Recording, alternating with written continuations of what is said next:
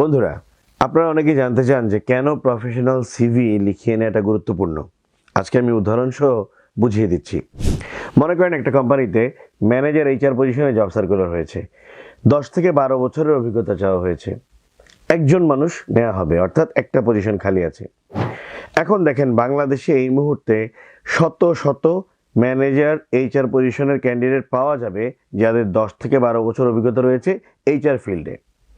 ধরলাম ওখান থেকে 50 জন ইন্টারেস্টেড ক্যান্ডিডেট তাদের সিভি পাঠালেন ওই জবটাতে চাকরি করার জন্যে বা ওখানে জয়েন করার জন্যে। এখন কথা হচ্ছে যে রিক্রুটার ওই 50টা সিভি দেখবে। 50 জন 10 থেকে 12 বছর অভিজ্ঞতা আছে, 50 জনই এইচআরে কাজ করেছে। বাট ওই 50টা সিভি থেকে যদি আপনার সিভিটা প্রফেশনালি আপনি ডেভেলপ করে থাকেন, স্ট্যান্ডার্ড সিভি বানিয়ে থাকেন, তখন কি হবে, ওই সিভিটা 50 জন থেকে আপনাকে আলাদা করবে।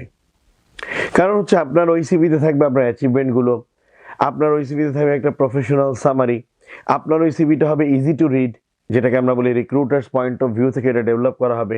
6 থেকে 15 সেকেন্ডের মধ্যে রিক্রুটার ওই সিভিটা পড়ে ফেলবে এবং আপনার প্রতি অ্যাট্রাক্টেড হবে।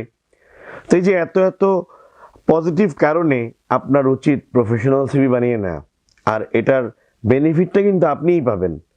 আর প্রফেশনাল সিভি বানাতে যে টাকা খরচ হবে এটা আসলে খরচ না, এটা হচ্ছে আপনার নিজের ক্যারিয়ারে নিজের ইনভেস্টমেন্ট।